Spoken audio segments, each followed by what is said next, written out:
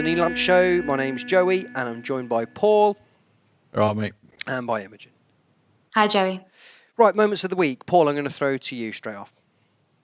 Well, I don't really watch Sky, and I managed to borrow a friend of mine's Sky Go, so that's how I watched Sky, the game on Friday. And I didn't watch any of the pre-game build-up because I didn't want to. And at half-time, I checked the girls were asleep, got myself a beer and some cold pizza, and then returned to the sofa. And at full-time, we're still one of those groups of people who are still doing quizzes every fortnight, so I had to start a quiz. So I didn't watch any of Sky's coverage.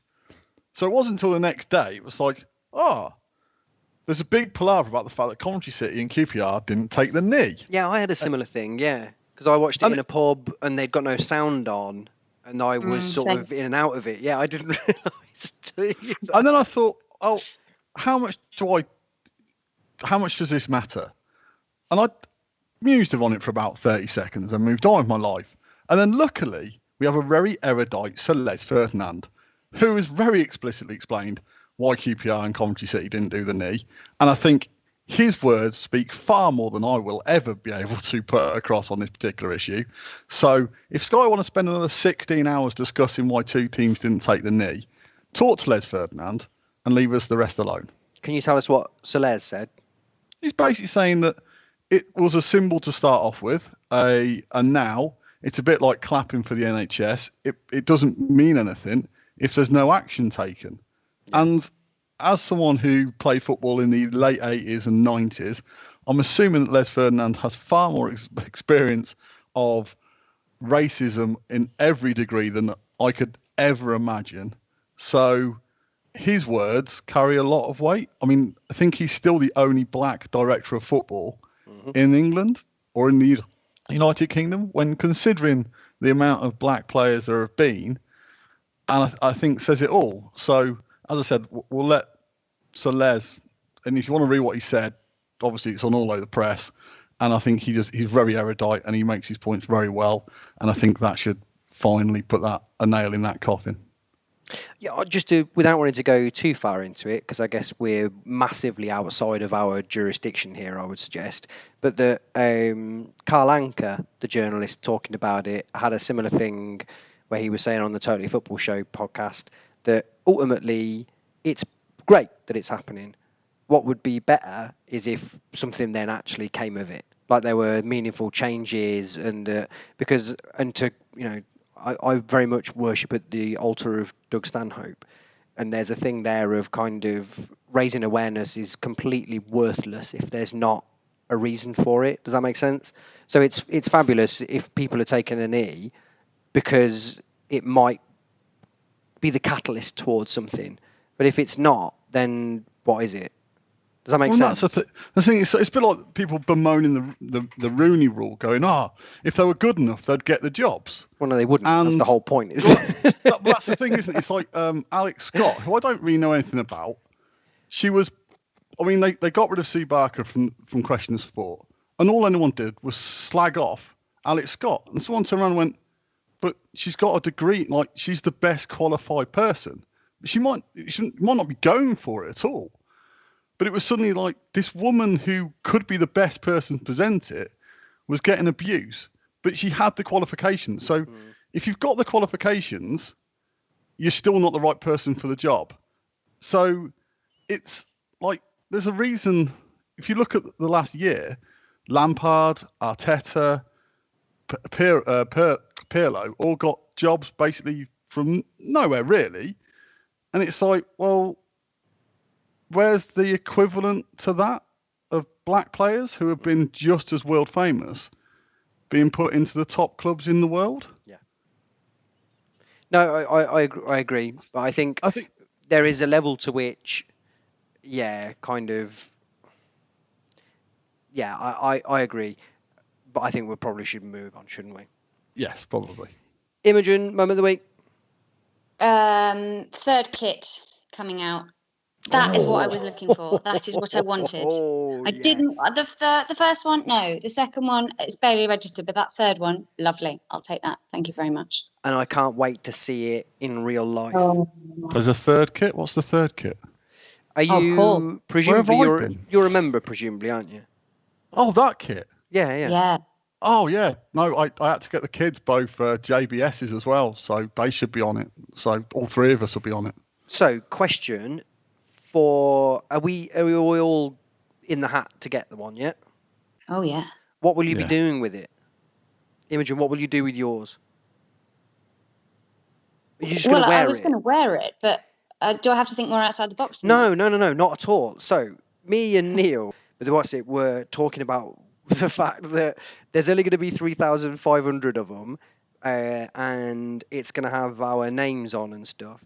And therefore, it's perfectly placed for something to either sleep in drunk or do the washing up in, or do you know what I mean? The shirt that, if you kept it in pristine condition in like 50 years' time, would probably worth hundreds of pounds. If we were just going to mutilate through the wearing of it, is for the first time ever, I'm considering like leaving it in with the tags on and stuff. I've actually considered framing it, which is the most narcissistic thing that even I've ever done. But aren't the names on the back? Yeah, I was thinking I'd like work out a way to like fold a bit of it over. Okay, sure, sure. Are you going to Yeah. cut it down the seam so you could almost sort of double it up? I was thinking what I would do is I would take it to a tailor and I'd have them unstitch all of everyone else's names out of it and just leave mine in, or possibly replace all of the other names with mine as well, and then have it back to front. So it was just a Cov shirt just with all of my names.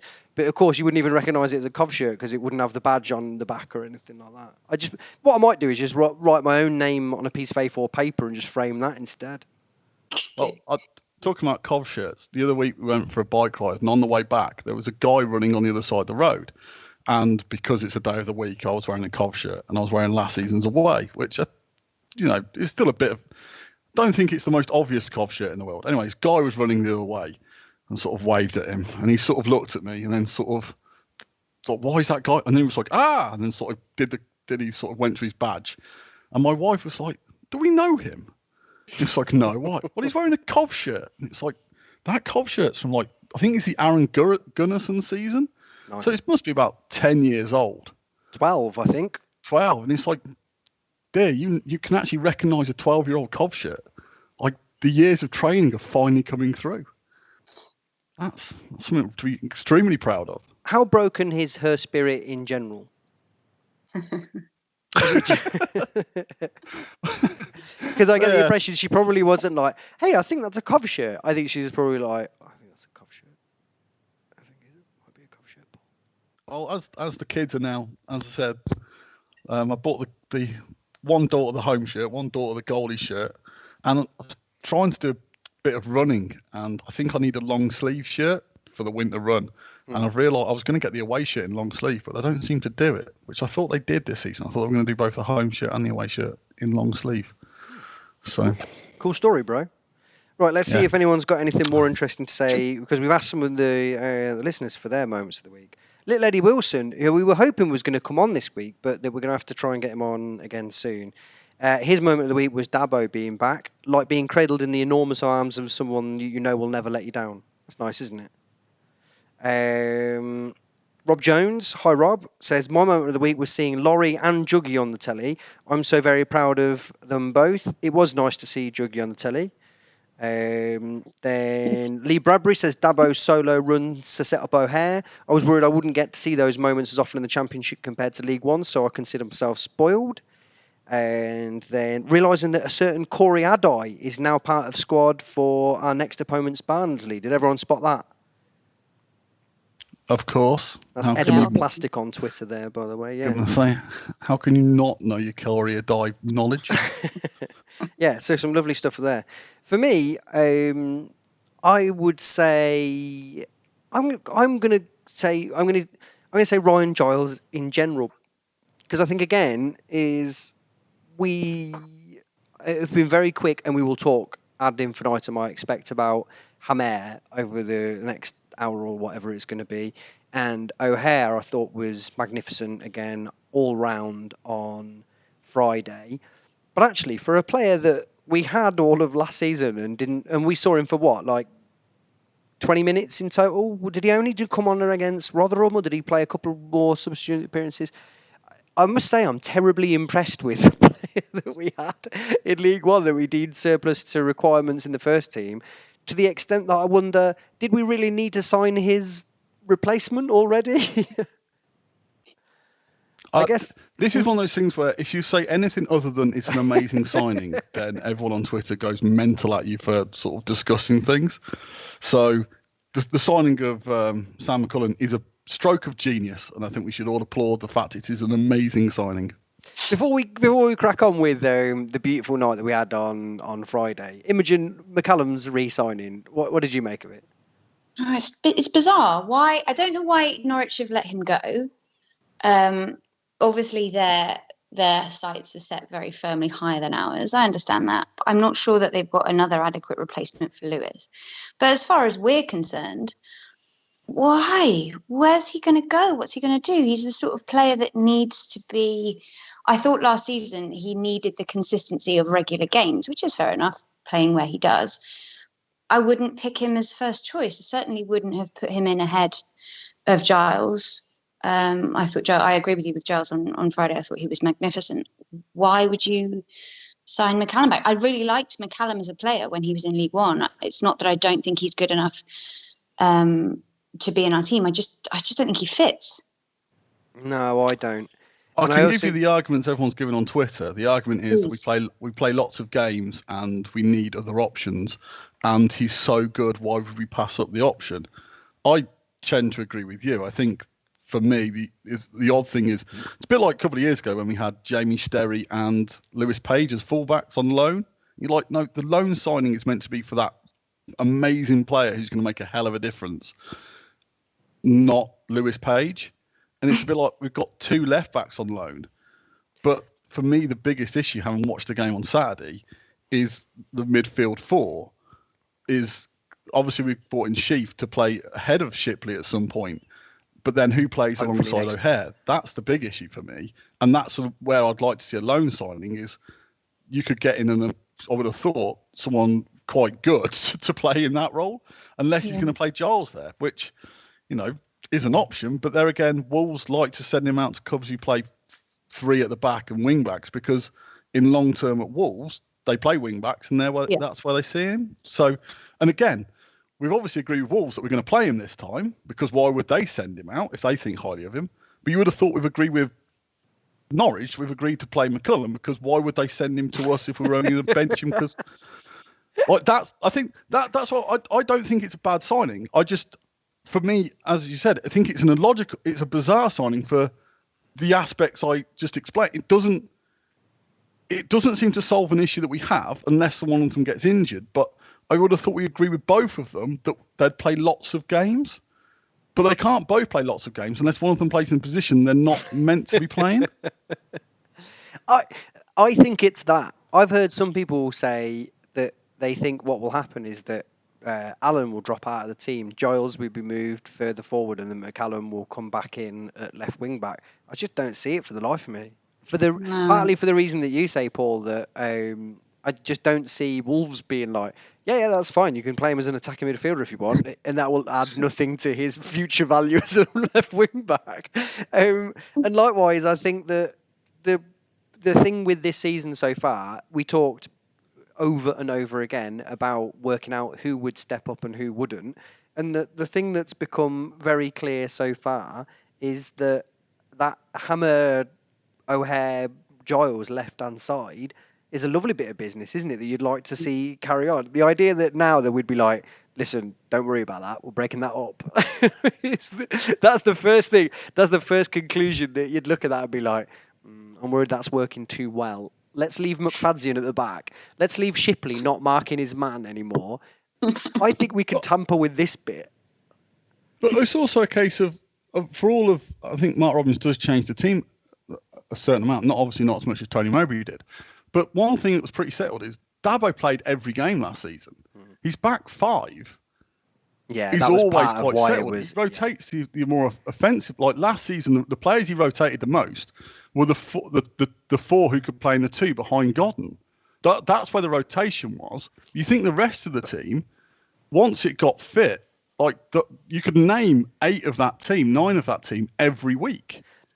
But I I also don't think think he's that's what successful rotation looks like, doesn't it? You want settled back players and you want forward players that are interchangeable based on. That's why I think, I know this is a bit of a tangent, but that Thiago signing at Liverpool is so clever because the one thing that they hadn't got was a player that could keep things ticking over against the very, very, very top teams when they had to try and grind something out.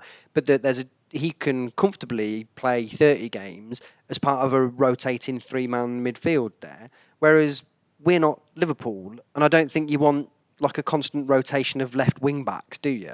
It's not really how that works. No, and I think from a personal perspective for McCallum, I don't know what he gains from coming back to the same club. It didn't work when Maddison came back in from the same club. I don't think he's not going to learn anything new. And if that's why Norwich are sending him out on loan, why not send him? I don't know, send him to another League One club, send him to Scotland, do something. Sending him back here just doesn't seem to make sense for any of the parties. But all will be revealed, won't it? Or not, probably. as the case may be. Right then, Paul. So I had the best time in the second half on Friday, and specifically walking home. I don't know why I was imbued with such a sense of well-being by the end of it, but I was. Can you say the same for a start? Oh yeah, I mean, by the final whistle, it was brilliant. It was a bit like going to watch a band that you really like, but they've released like 2 crappy albums and then 3 amazing albums. And then for the first half of the concert, they only played like the middling tunes, which you're like, I don't mind this, but. And then just before half time, they rip into "I Bet You Look Good in the on the dance floor," and you're like, "That's why I like this band." And they rip through AM, and you're like, "That's amazing!"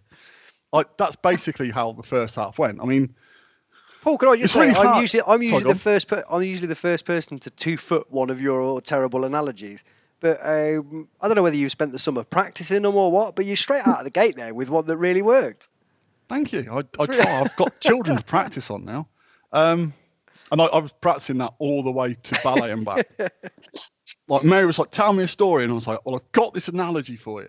I mean, I think the most critical part of the first half, and I know it sounds really odd, was their goal. And I say that for one basic, a couple of basic reasons. The main thing is, for the first 42 minutes, 41 minutes till they got the penalty, we defended with 9 men. And this is one of the issues we're going to have going forward. And I think it is worth noting at this point. When we defend with 9 men, we are incredibly well organised and we are incredibly difficult to break down, which is why last season we won 14 games by the odd goal, because teams don't score that many simple goals against us. We are well drilled. QPR didn't have that much intelligence to break us down. But the game was sort of quite easy for us, and it was quite easy for QPR. They just had the ball because we weren't particularly pressing that high, so they could actually get the ball quite far into our half before they actually make decisions. But because they couldn't make decent decisions, defending was relatively easy for us. They didn't really pull us around. They didn't create any chances. So the game was a bit of an impasse where we were happy to be where we were because we didn't have to do anything other than that. And QPR were quite happy because they looked like they were dominating the game. And they were, without actually hurting us. And then Carl McFadden got in the way. And it is going to be an issue. That's 2 league games we've had now. And you could point a finger at him for 2 of the 4 goals we've conceded. It was a clumsy challenge. Now, there is an argument that he did win the ball, but he did knee the person in the back of the thigh. Not thigh, the calf. You can't. And he really didn't need to do that. The guy was going nowhere near the goal. It was a innocuous position for him to be in. The guy's 33. Just stand him up, push him out, push him to the wing. But I think that you've inadvertently just hit the nail on the head there, haven't you? What they did is they took a quick free kick, and I think he knew that his pace wasn't sufficient to get over there properly, and so he had to absolutely belt over there, and then he was completely out of control, wasn't he, by the time that he got there? So I don't even think that one was like terrible decision making. I think it's probably understanding your limitations, and he just totally overcommitted to it, didn't he? Yeah, I think you're probably being kind. Maybe I'm being a bit harsh, but that gave QPR the opportunity they hadn't been able to actually create in open play, and they scored. And you were like, well, on balance of play, they probably do deserve to be 1-0 up, but I couldn't work out how they were actually going to create the goal in with their own play. We sort of did give them a helping hand. And then it was so, okay, this changes the dynamic now, because we can't just sit back with 9 players. The game's going to become more open. And then suddenly Ryan Giles Wolves got on the ball, and you were like, okay, that's the first time he's been that high up the pitch. He sprints to the wing, and yes, there's no denying it's great attacking play from Matty Godden. He loses his man. On the other side, where the hell's their guy knows he's only working. We've only got one player in the box. Where's that defender going? QPR have got major issues if that's one of their best defenders, because that was shocking. So did you see they conceded more goals than anyone else in the Championship last season? But did you you can see why. Did you also see that if I watched that goal back, specifically all of the build-up when it happened, because I wondered how Godden had avoided being offside like he had been for every other pass that had come in. And if you look, Godden does everything he possibly can in the build-up to that before Giles is given the ball to be offside. So he stood offside. I think it's O'Hare that releases Giles. If O'Hare had have ever played the ball in, Godden is completely in front of his man. And actually, this is where I think you've got to give Godden some credit. Is when the ball comes in, he didn't, in the same way that he didn't with the goal the other day. When Giles got released, he didn't attack the ball or the box straight away. He held back, and I think it's the fact that the defender goes expecting the ball, and then I think that Godden comes in on the back of him, and that weirdly, it's good movement from Godden, but that starts off with this constant obsession with trying to be offside all the time. But when I watched that back, I couldn't help but look at it and think, for the second time in a week, that's really class striking play overall, all things considered. Yeah, it's Gary Lineker. Yeah, I thought he completely threw the defender. Yeah, I think sort of see where you're coming from, but I also just think it's the defender. He never makes a move to the near post, as you say. He never even indicates he's going to go to the near post. The defender just runs to the near post. The defender he's only got one person to mark, and he doesn't mark him. Now, that's great play by Godden. He goes to the far post. But if that defender has any intelligence, he thinks, they play one up front. I'm marking that one up front. Where's the guy I'm marking? But he goes to mark a space that we're never going to attack. Now, if you that was Coventry defending that way, you'd kill off the defender who went to the near post. You're like, who are you stopping there? What? You've got one man to mark, and that to some extent for me that comes down to a bit of management as well. If your opposing team have one up front, you tell your centre half basically you've got one man to mark. So you look round and make sure that either you've got him or your mate's got him, but one of you has always stood within a yard of him, because it wasn't like a through ball, as you say. It was a cross. It was a great cross.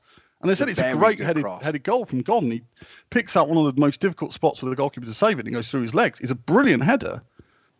But defensively, he should never have been allowed that much space. Imogen, great work from Godden, poor work from the defender. Where are you on this? Great work from Godden. That's all I have to say on the matter.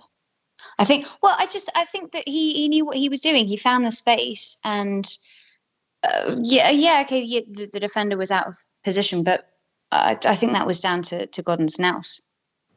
I fall on that. Yeah, I fall down on that side. But we know that Paul hates Godden and won't say anything nice about him. Of course. So don't hate Godden. We'll move I just think it's shocking defending. If Bakayoko had scored that, which he wouldn't, let's remember. The thing is, to some extent, that's you could almost argue that goal summed up where we are or the first half summed up where we are in terms of what we're doing with Matty Godden. Is when we were under pressure, we had no outball at all. The ball wasn't sticking up front. That's not just purely Godden's fault.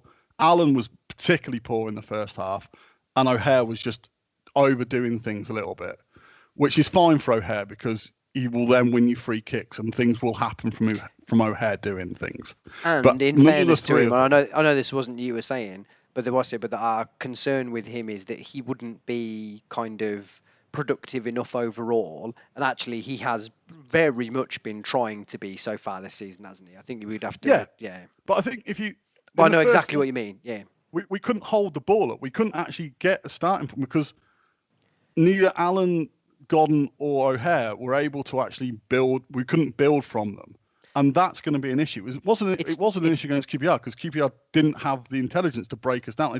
They couldn't move us around enough to actually punish us when they were dominating the possession. it's not The O'Hare's question- fault that he's not Go on. Johnson. It's not O'Hare's fault that he's not Johnson Clark Harris, No. but that we could do with one No. of the three being a bit like that occasionally, couldn't we?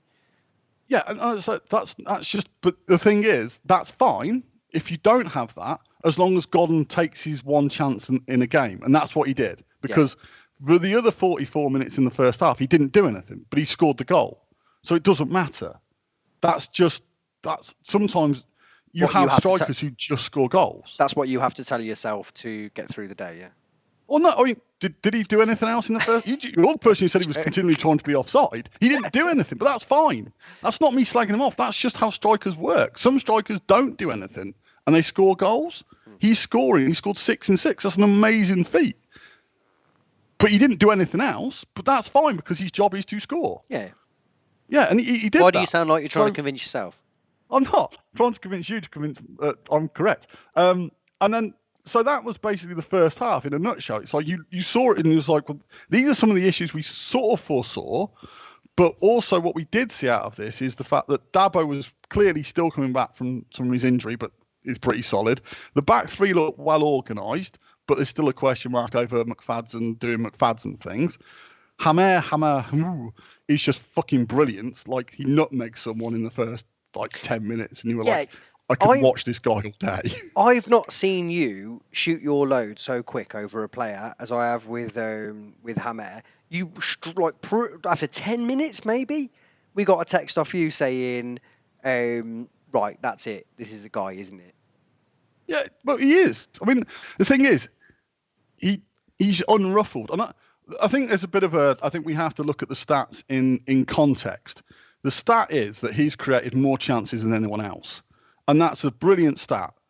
But you've also got to put into the context that 4 of those chances that he's created against QPR were all from set pieces. Now, that's not to besmirch the fact they are amazing set pieces. We all know they're amazing set pieces. It's bizarre watching a footballer take set pieces where Coventry have headers at goal from. Like, that's just a complete anathema. But that's bearing in mind the last person that was able to do that was actually Joe Cole. So that's physically was Joe Cole. So it's a pretty good indictment of Hammer, yeah.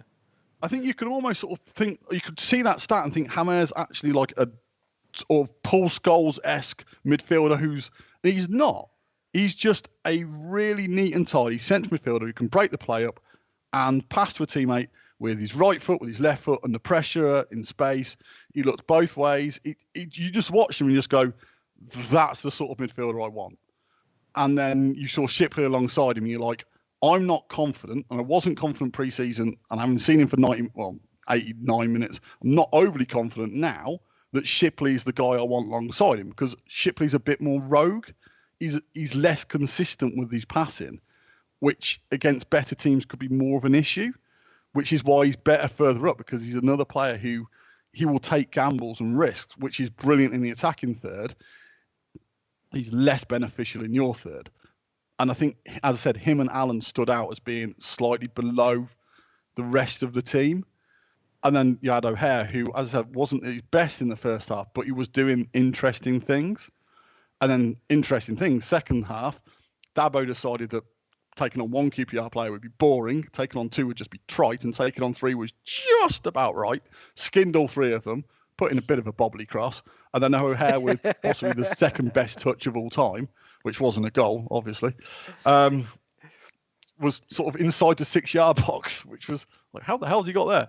Suddenly we were 2-1 up, and you were like, well, the game hasn't really settled down the second half, but we've come out in a completely different attitude, and maybe we just needed 40 minutes to settle into the game. For whatever reason, we just didn't get going. But like first 5-10 minutes of the second half, suddenly we were at a level that probably was better than anything we'd seen last season. We were just destroying QPR, and you were like, well, this is the thing that everyone was talking about. It's like, oh, we'll get in the playoffs. It's like, well, you watch that and you're like, maybe they're right. Maybe we were being doom and gloom. Look at this team. Look at Dabo skinning people left, right, and centre. This is amazing. And then you're like, yeah, okay, it's the second game of the season. We've got to calm down. But you just wanted that, as we discussed earlier, you want players to step up. Dabo steps up. O'Hare steps up.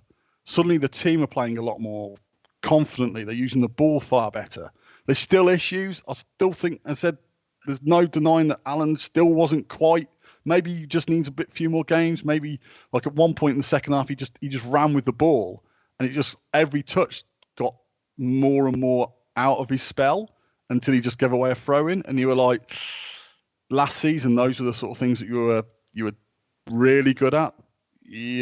Maybe you just need a bit more confidence. And then, unfortunately, we still can't defend set pieces because QPR got a pretty good equaliser. It's got to be said, because he did rifle that ball in. It was quite a difficult skill to control that and smack it in. But it would help in the same way that with Godden's goal if there had been any marking going on. Yeah, unfortunately, Ostergaard heads the ball off Dabo's head. I think if one of them are going for it, Dabo either heads it clear one way or Ostergaard heads it clear the other way. But because they sort of meet and head it at the same sort of time, obviously the guy is free. Yeah, and he does have the time to take that under control and smack it in. It's Shipley's man, isn't it? No, Shipley was on someone else. Yeah. Oh, okay, I was convinced possibly just through confirmation bias more than when I saw him close by that was his man. Okay. Dabo's obviously been told to stand in that space because he's marking space. So if you think if Ostergaard doesn't come, Dabo heads that clear.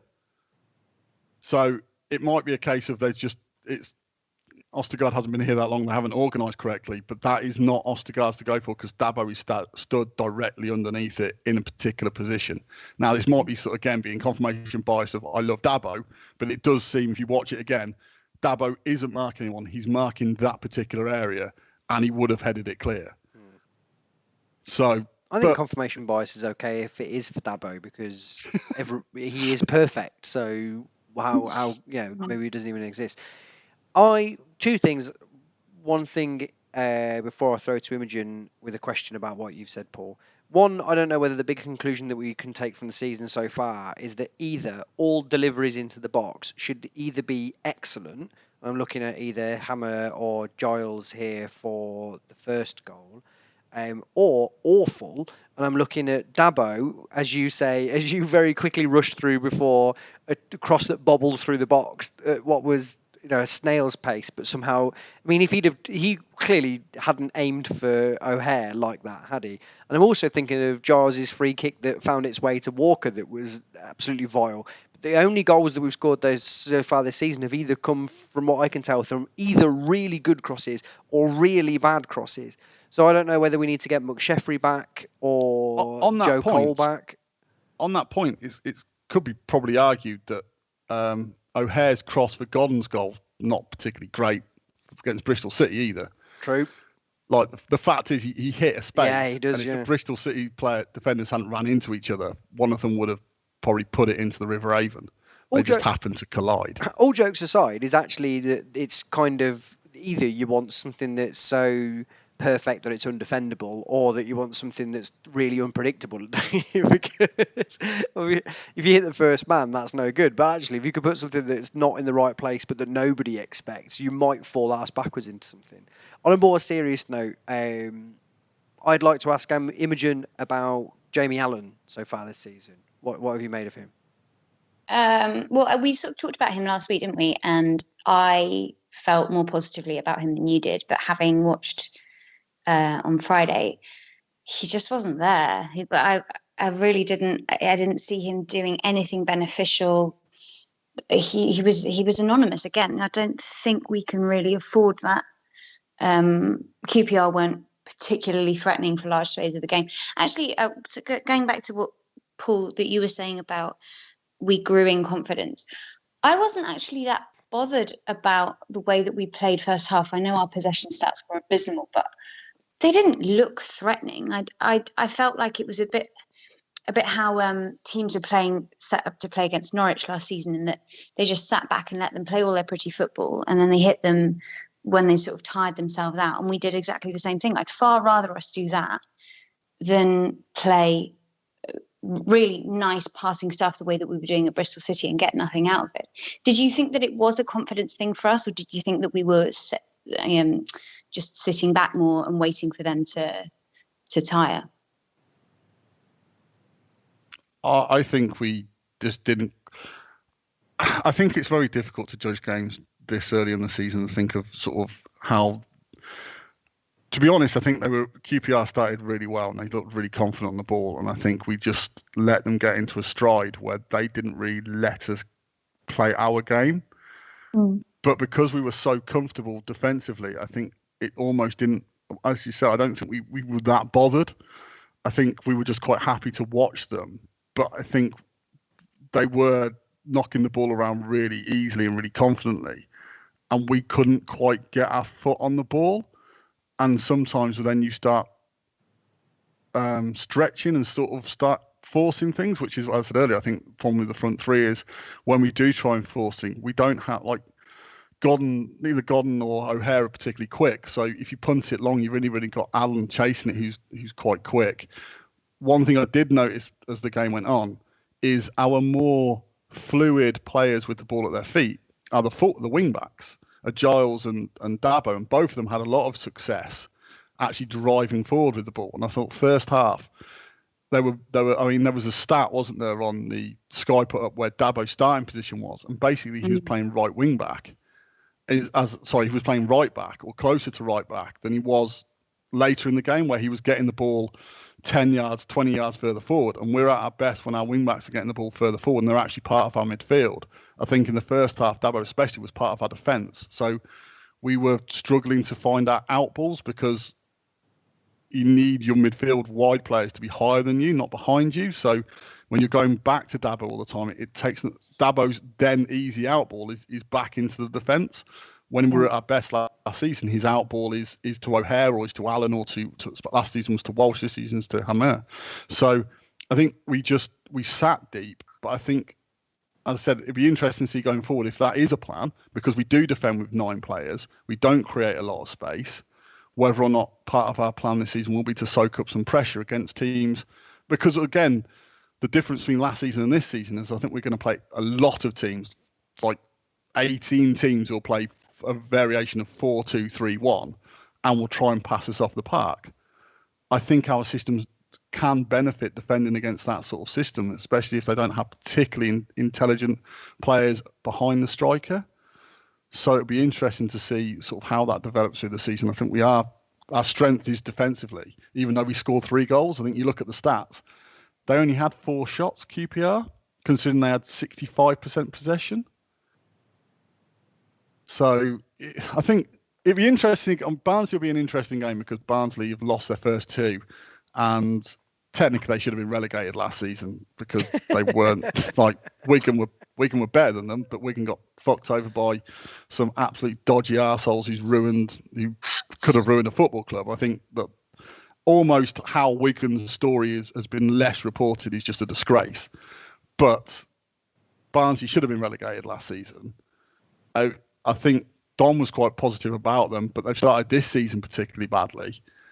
It'll be interesting to see how we come out of that game and how we approach a team who are, even though it's early days, maybe struggling a little bit, and they may know as well that they need to start, they need to get going as well. So, and then we've got Bournemouth, which will be quite strange because they're obviously a team that think they should be going back up automatically. So the next 2 games, I think, will give us a better understanding of how we're looking to counteract teams who will all play possession football.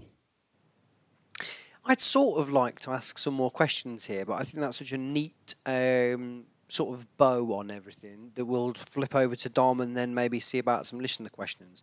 So, right, I spoke to Dom earlier, and here he is. Right, hi Dom. Hiya. Okay, Barnsley next weekend. What are we looking forward to? Yeah, so it's been a mixed start for Barnsley, but unfortunately, sort of like that other side of mixed has been in the league where they've lost their first two games, and on Saturday they saw two of their centre backs sent off. Although yeah, it looks like those suspensions will be used up in the League Cup this week, so they're a bit fortunate with that. They survived relegation last season with like the last kick against Brentford in just the most dramatic of games. It's an incredible game where Brentford scored, they would have gone to the Premier League, and Barnsley were fighting for survival. Of course, Barnsley wouldn't have been fighting for survival had Wigan not had their points deducted. But despite that sort of stroke of fortune, there's been a fair degree of optimism around the club this summer, basically because ever since they appointed Gerhard Struber from Wolfsberger around, well, about October last season, the performance have improved massively. If anyone was into expected goals, they were like performing as a top half side last season, but just didn't seem to convert their chances, and then they just had the odd stinker in them, and that's how they ended up struggling. But like the level of performances has been really good, and under Struber, the game plan is just press like absolute hell and just close teams down. Sort of pressing is like often like talked about as like being an attacking kind of system, but perhaps just because Barnsley don't have a goal scorer in their ranks, but it can come across as almost quite defensive because it makes the game just so scrappy, just completely stops the opposition getting into any kind of rhythm, and yeah, it's just the game just becomes so stop start. It doesn't really feel like Barnsley are particularly doing anything that impressive. But then when you watch them sort of repeat that over the course of like 5 to 10 games, and they're all the same, and they're it seems like their opponents are constantly playing badly, you sort of realise it's actually because they're doing some good things. So in terms of their squad, what Struber's done has been sort of to change like the model Barnsley have operated under. They've typically signed players like no older than 25, just always looking for that resale value, and that's sort of seen them become a bit of a yo-yo club between Championship and League One. And since Struber came in last year, he said you should probably sign some old players just to help these guys out. So they brought in particular, at centre back, a guy called Mikel Solbauer, who has been a leader for them. It's just tightened things up massively for them at the back, and that's been a massive help. And then sort of going through that spine of the team, you got Alex Mowat, who quite a few years now since he's been at Barnsley, he's been quite a good Championship midfielder, sort of one of those midfielders who can do just about everything in the middle of the park. He gets stuck in, he keeps things ticking over, and he's a good set piece taker. And then up front, they've got a mix of forwards who are good, but don't seem to have that killer touch to them. So Cordy Woodrow, who at a point last season was looking like a very good Championship striking, seems to have lost his form quite badly over the past few months, sort of back end of last season, the start of this one. But he's sort of a physical striker who can drop in deep and link the play. He was used as a number 10 at times last season. Then you've got a guy called Connor Chaplin, who some of you might remember as being quite a sort of underwhelming signing, sort of when we look back over that season. He sort of just didn't quite match up to expectations. Yeah, and I almost forgive him for that, because when we signed him, you would have thought he was the second coming of Christ, wasn't he? Do you remember that we left the shirt number unfilled, and there was all of that talk for ages and ages. It was no matter, he'd had to have been pretty good to have fulfilled the hype around him. Yeah, and I sort of remember like the first few months, it did seem quite impressive, even if like Chapman wasn't quite scoring the goals. It just seemed like his Yeah, he did, movement was so good. He sort of just seemed that sort of player to just up the gears a little bit in attack, but then it sort of just reached a point where it just never got going for him, and you can tell that was kind of weighing on him. And it does seem to suit Barnsley's system quite well, sort of a kind of hard-working, sort of pressing the kind of forward who can move well. He has tended to score in streaks for Barnsley. I don't think he's ever going to quite be that sort of penalty area striker that we were kind of hoping for him to be, but he's got some good attributes about him, and he can definitely threaten. And again, another like player from that season that Barnsley have is Luke Thomas, and it's sort of a similar story where it's like he works so hard. I mean, I just remember just being impressed with just how good at tackling he was for an attacking player, and yeah, that obviously quite suits a pressing kind of team. But yeah, Thomas still hasn't added that goal threat to his game, despite just the number of just brilliant positions he finds himself in. So yeah, it's going to be quite an interesting matchup. Obviously, Barnsley now are going to be feeling a bit desperate to get that first win on the board and get themselves going. They have won a couple of games in the League Cup, which has shown that yeah, they are still a good team. They sort of just need to get the rub of the green a little bit. They are the kind of team you can sort of oscillate between sort of extremes of just being completely dominant and then just having that soft centre at the back because they push up so high. And I do think it's quite an interesting one. We have tended to struggle against teams who press up high. Obviously, last year we played Rotherham, who that was their main game plan when we played them away from home, and we struggled really badly where sort of our defence is sort of under instruction to take that first pass, take a few touches and get an attack going, and we're not going to be able to afford that having that kind of luxury. So it's going to be quite a tough game, specifically in terms of sort of the style matchup between the two teams. I think it favours Barnsley quite well, and it's just going to be about us sort of being able to manage that, sort of figuring out the areas where we can play and making the most of our chances. 4 games in. Before I let you go, Dom, let's have a short assessment of where you think we're up to. Yes, still feels quite early days. Sort of, I don't think we sort of played enough different types of opponents to sort of figure out where the strengths of this team really lay. And sort of, we don't really know sort of how this squad is going to settle yet. We don't really know like how that back three would line up if everyone is fit. Like if Rose is fit, where does he actually slot in? It was sort of interesting that he played on the right against Gillingham last week, when would have thought that you'd maybe be looking to play him in at centre so he could come in and take Fatchin's place in the side.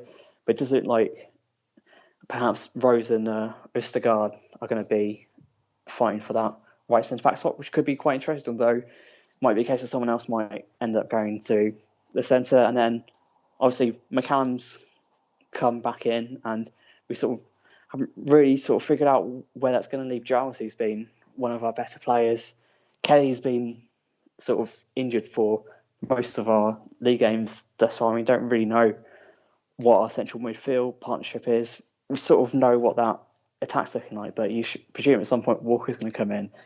So sort of, in short, we sort of don't know how things are going to fall in place and sort of how we might end up reacting to the different kinds of challenges we're going to face. But it's good to get that first win on the board. It takes just so much of that pressure off. We sort of, thank God, like, for example, compared to Wickham, we haven't lost our first 2 games, and obviously Wickham at the weekend losing 5-0 to Blackburn. That's just a massive psychological blow at the start of the season. Yeah. When you're feeling like you don't quite belong, and we're slowly getting that. Having it all but confirmed there, probably isn't helpful.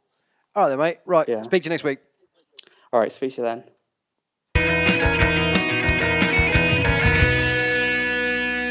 Okay, thanks, Dom. Right, okay, so Paul, listen to questions.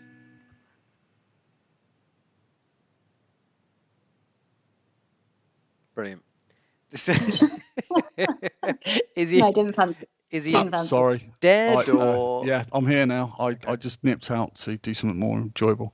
One of my favourite questions regarding our left back situation is: Can we now have 3 left backs on the books?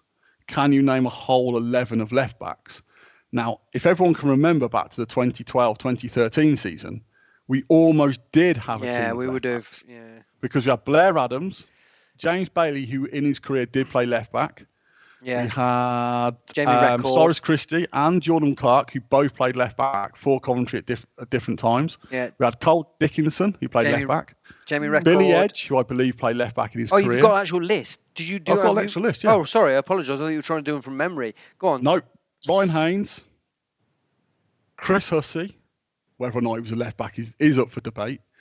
I think Aaron Martin was left-footed, so may have played left back at some point. Jamie Record and Jordan Stewart. Yeah. Oh, and final, Richard Wood, who also played left back at Coventry. Yeah, I think you probably get away with Richard Wood as a shout for left back much more so than Cyrus Christie, which is tenuous at best. He did play at left back.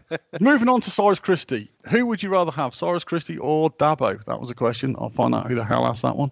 Imogen, what would you go for there? I mean, no question there. It's got to be his royal fankiness, hasn't it? I think, is it not impossible to say? Because it's not. No, it is, because I was thinking that Christie would have played most of his career in the Championship, but that's not true at all. He would have played most for us in League One, wouldn't he? In that case, you'd have to say Dabo, wouldn't you? Yeah. Oh, RR or at LL Cool R81 asked about Cyrus Christie, Dabo. That Blind Lads podcast, when everyone is fit, what do you think our back 5 will look like? To which, to be fair to Laurie, being the witty he is, said, I reckon like 5 lads standing in a socially distanced line. So if you could improve on that. It's poor. Poor? It's poor, but we all knew it would be. Imogen, again, thoughts? I think the way that it worked is difficult because Rose played so well last season, but I think it looked all right on Friday. I wouldn't be tempted to mess around with it too much yet. For me, I think I might have said this last week. At the pre-season pod, I talked about that David Myler figure coming in and sort of being a great lad around the changing room.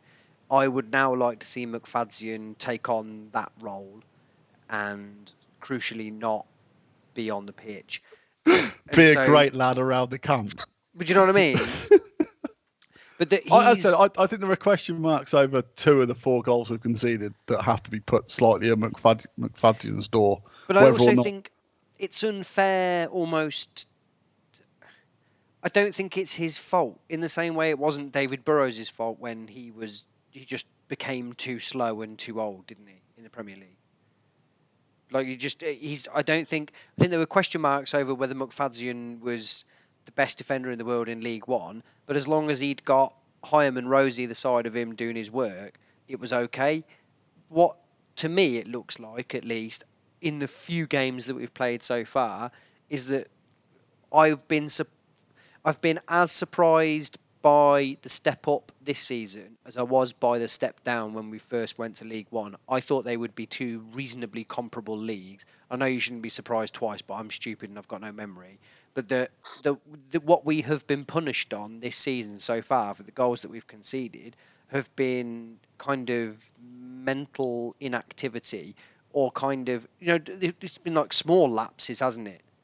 And I think that McFadzean's legs just aren't equipped to, and I don't think his head is amazing enough to direct the 2 people either side of him to be doing all of the work for him. So I think I think Ostergaard looks fine in the same way that when Rose started last season, you looked at him and went, "Oh, you'll do. This is going to be good.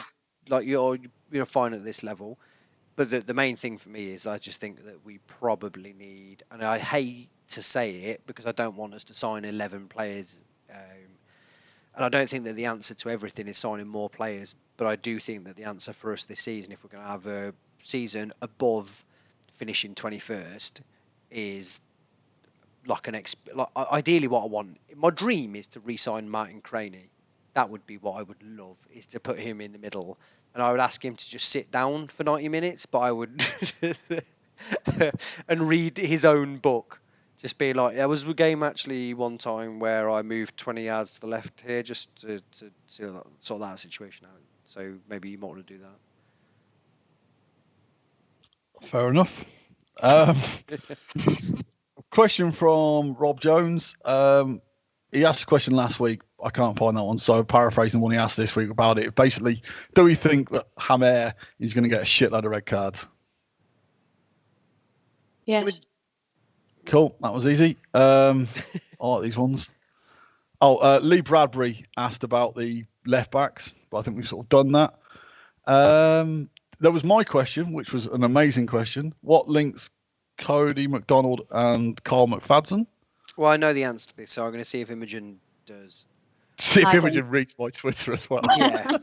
I'm really sorry, Paul. I don't. So you're going to have to take that one, Joe.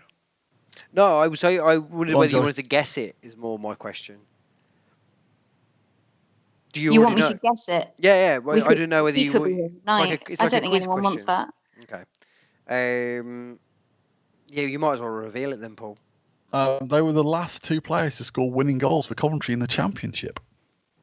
I would like to add an addendum to that, obviously, and it's not Cody McDonald related, which I assume is what most people think. But do you remember how happy we were coming out of that game as well, Paul?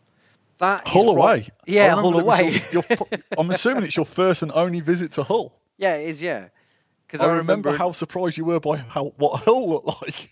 Well, because I remember I had a colleague of mine that had told me, and I wasn't listening to him while he was talking, but he is a Rochdale fan and a hooligan.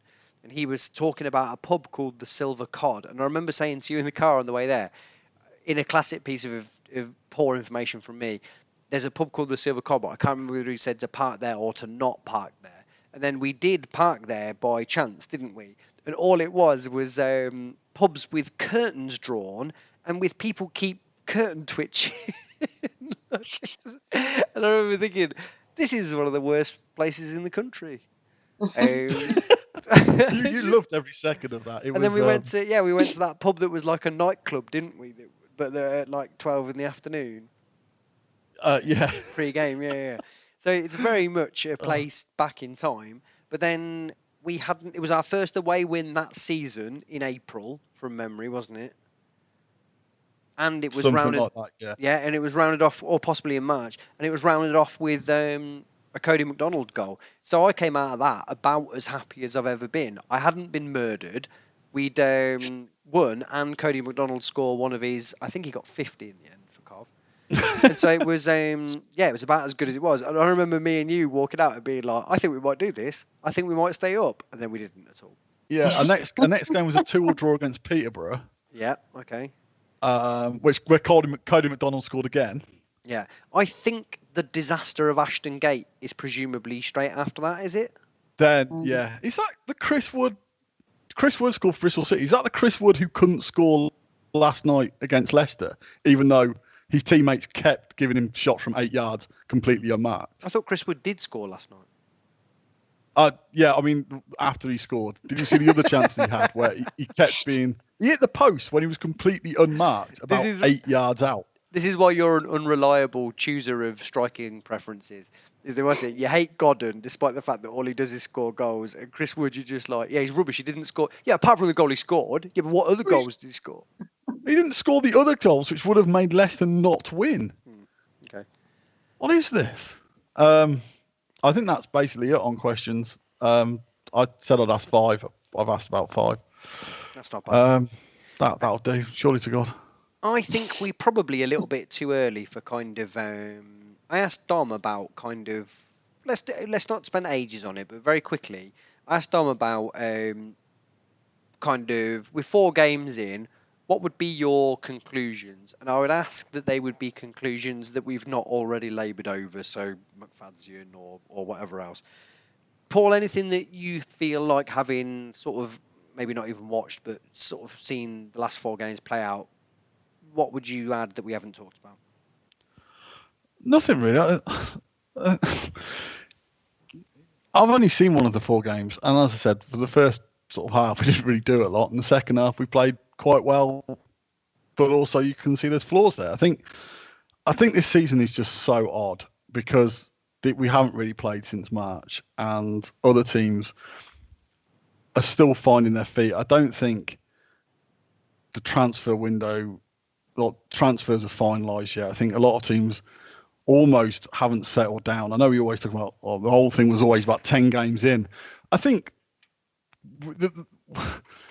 it's just such a up in the air league, and it's an up in the air sort of situation. I think we're just going to have to see how things settle down. I think, but we know that we've got some really good players, and those are the ones we're happy about, and the ones who've settled down, and the ones we'd hope would take to Championship football have. There's question marks over other players. I think we're always going to be some with question marks over. We just hope they develop, because I think we have made some odd transfers in the summer. I still don't get the German lad. I know he's got asthma, but that just seems like an odd transfer anyway, like 3rd division German player. Especially when we've already got Wesley. Areas, but we've all discussed, as you say, it's basically no. It's the answer to your question. No, I have nothing new to add. But I will talk for another hour if you want me to. But no, I have nothing new to add. Hilsner, when we've already got Jabello and Castanier. But also, and O'Hare, and Shipley, and Allen. I think that's the thing. We have quite a lot of players who can play in that role, but we're not sure, other than O'Hare, what we're going to get out of any of them. It might be a case of the other 6, none of them are capable. I think the big decision will be when he brings Sheaf in. I think we all sort of are hoping when Sheaf comes in, when he's given his opportunity, that will probably be it. It'll be Sheaf and Hamer. So once that's settled, which I think will be soon, having watched Shipley, then I think he'll sort of rotate the other. But it might be a case of Shipley plays alongside. No, you're right. O'Hare, and we're all fine.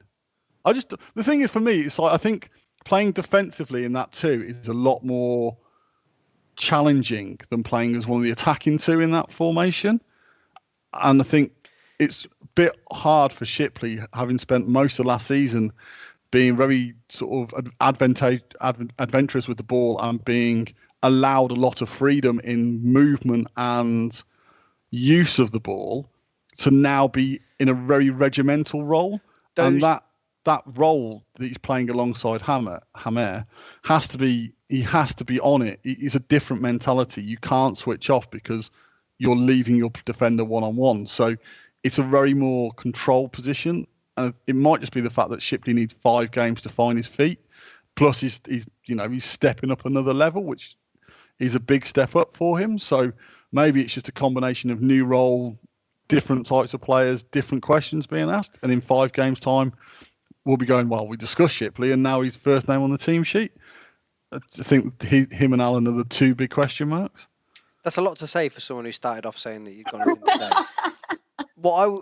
Just quickly on Shipley is that I liked Shipley more than people did when he first came in. And Ed. And I think now he's like a big cult hero, and I think you temper them expectations. But I think, like you say, I don't think he's ever said he was a defensive midfielder, was he? And I think that he's very chaotic, and that I think he's been, and I mean this in the most loving terms possible, I think he's been abysmal so far in the very short period of time this season that he's played. But I reckon he would say to you himself, I don't really want to be in a position where if I lose the ball, we're going to be like having shots on goal. I don't think that's really what he's all about, is it? No. So I No. I sympathise with him. I think he would also say, "I will do any job that is asked of me." I don't know the wisdom of putting him in a defensive midfield two like that, because our attacking wing backs are so attacking. Really, you need two very dependable players. That's why I think we were very lucky with Walsh and Kelly last season, that they were able to influence the attacking part of the play when actually they could have got away with not, but they were able to because they were so good. You would be happy with a Vince Lowe player, wouldn't you? Just sat there breaking up things and giving it to someone else. Likewise, this season we've got Hammer there. Now. I think Sheaf is going to be what I'm hoping that Sheaf is going to be what we need, which is just someone to sit there, break things up, just pass it to the nearest person, and we'll be very happy with that, won't we? I mean, the only other team I can think of who are really successful playing with two players in that sort of ilk, they never normally had two defensive midfielders. They normally had a bit like Deschamps and Vieira at for France in '98. And when Petit and Vieira played alongside each other at Arsenal, you normally have one who is very defensive, but the other one needs to be able to carry the ball and actually sort of help bring the game out. Otherwise, you're just defending with five players. Yeah, but that's a 4-4-2, isn't it? There's a difference with that. Sort of yes and no. I mean, even 4-4-2, you can sort of play 4-4-2 where you're still only defending with 3 or 4 players. Like some of the best 4-4-2 teams, if you think of Liverpool don't defend with 5 players, do they? Because their fullbacks are so attacking. They at play times 4-3-3. They do leave two or three defensive players. I think it's that transition we were talking about earlier. It's how you sort of make sure that your two defensive midfielders don't only ever look backwards or sideways, that they can carry the ball 5 yards forward. One of Walsh's big strengths, as you say, last season, and one thing that Kelly is very good at, is carrying the ball 5 yards forward, which just sets the whole dynamic forward. Hamed seems to be able to do that. Shipley can do that in attacking positions, but it's giving him the confidence to sort of, you can stride out with the ball.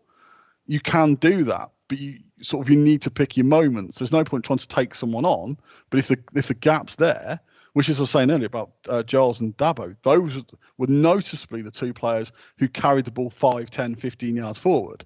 But you need someone in a central position who's going to do that from either Hamer or whoever plays alongside him. And Sheaf might be that guy. My worry would be that if we played two completely defensive midfielders, then you're sort of losing quite a lot of your attacking impetus. I think Welbs is that guy for future reference, but there we go. Right, that's sort of incredibly dated reference there. Imogen, anything that you have concluded so far that we've not talked about? I wanted to touch on the fact we've got quite a young team. That they would put some stat up on Sky about us being 24 years old, average age to the day, which is why I would keep McFadden in the back 5 just to shore it up a bit. I know we were talking about the experience coming in from other places, but if we don't have that, that's why I'd keep McFadden there. But having said that we're so young, I don't think that we've played particularly fearfully. I didn't see anything that worried me unnecessarily, other than, like Paul was saying, the lapses in judgment mainly through set pieces, which maybe you could attribute to being young, maybe you can attribute to having 6 months off, or maybe it's just that we're not tuned in enough to the championship pace. But I think that will come. That doesn't concern me unduly yet. And we did sort of touch on it, but the Giles and Dabo link up was just delightful. I really enjoyed having both of them on the pitch at the same time, and I'm really looking forward to seeing more of that in the coming games. It's a lovely sort of consequence of football becoming more serious and athletic, that wing backs kind of 20 years ago were people like Jason McAteer, who on 70 minutes, well, they were sort of already the fittest people on the pitch, but after 70 minutes were dying. And that now we've got bona fide athletes playing that position. It's incredible, isn't it? They look like that's a normal thing for a human to be and to do, is to run, 150 yards up and down just constantly over a 90-minute period without getting tired and not taking steroids, presumably. But Giles and Dabo all night just were brilliant, weren't they? I thought. Yeah, Dabo looked like he had another 20 minutes in him. He was absolutely phenomenal. Well, that was the strange thing about Dabo is you could see the QPR players waning, but Dabo just seemed either he was getting stronger or he was just maintaining his strength. And it was just a case of like, we saw it all last season. How is this guy doing that for 90 minutes? And the most impressive thing for me about last season about Dabo was the fact I felt as a footballer, he got better and better and better. And I think it must give him a lot of credit and a lot of kudos to come out of the game against QPR. And automatically everyone's going, this is your level. If not, we might be looking at Dabo in a year's time going, how do we hold on to him? I mean, obviously, in the Premier League's awash with brilliant right backs, but he is just, and as I said on Friday night, for me, he is the best right back since Roland Nielsen. And, I can't give a guy better praise than saying you're the best right back since an absolute legend of the game. But I know we've got through a lot of right backs in that time. Some of them were quite shit. But no, we've also had some decent right backs. But he's the top of the list. He's absolutely top of the list. He goes in like the best post Premier League team with like Kieran Westwood as being an absolute stick on. It's like Dabo is that stick on at right back.